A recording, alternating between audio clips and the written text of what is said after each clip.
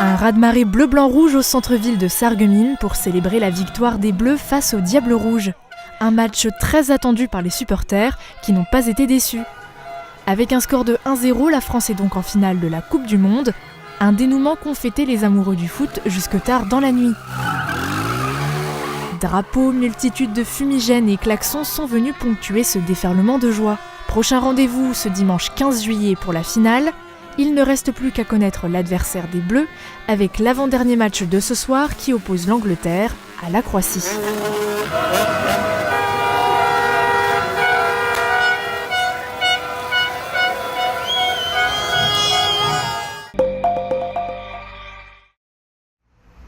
Nouvelle formation au lycée technique Henri Nominé.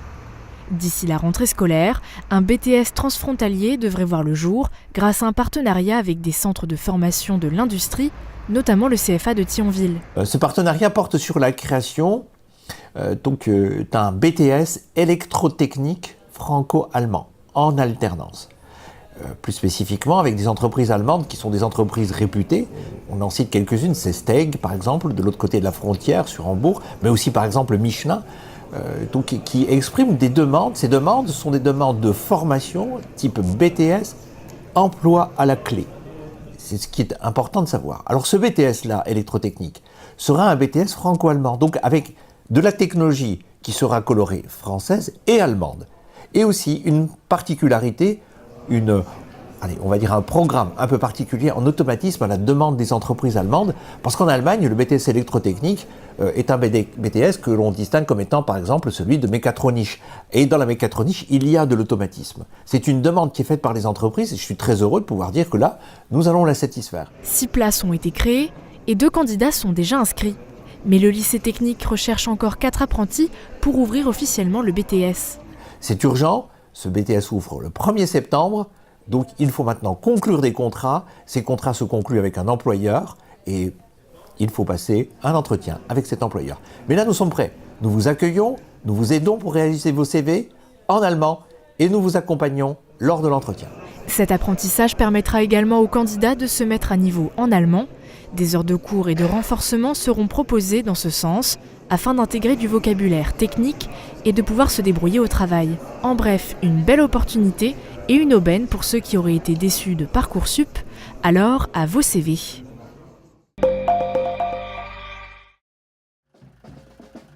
Non, vous n'avez pas loupé la fête nationale, elle aura bien lieu le samedi 14 juillet. Mais certaines communes l'ont célébrée avec un peu d'avance, notamment Vousvillers et Houndelin.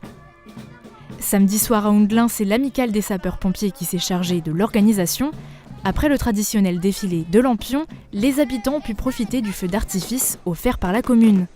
Cette année, il a rendu hommage à Johnny Hallyday et France Gall.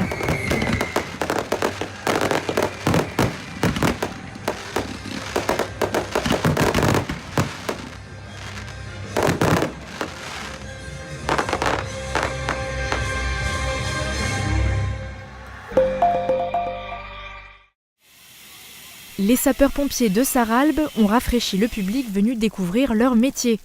Dimanche, ils ont ouvert les portes de leur caserne. Ils ont effectué plusieurs démonstrations, notamment avec l'équipe animalière. Le département veut mettre l'accent sur ces équipes qui viennent au secours des animaux de toute espèce grâce à des formations. D'ailleurs, le centre de secours de Sarralbe devrait être à terme le centre référent. Mais à Sarralbe, les pompiers rencontrent les mêmes difficultés que les autres communes, un désintérêt des volontaires. Le métier fait toujours rêver les jeunes, mais les différentes contraintes de disponibilité et des formations entraînent une démotivation. Au centre de Sarralbe, il y a actuellement 30 sapeurs-pompiers volontaires et un professionnel depuis le 1er avril. C'est une maison ordinaire vue de l'extérieur, mais il s'agit de la maison la plus ancienne de Roullin. La Maison des Arts et des Traditions ouvre ses portes 2 fois par an.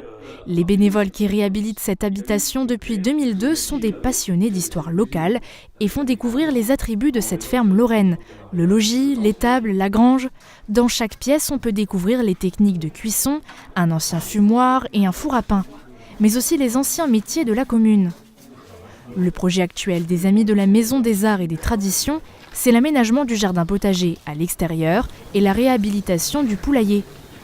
Les prochaines portes ouvertes auront lieu lors des Journées du patrimoine.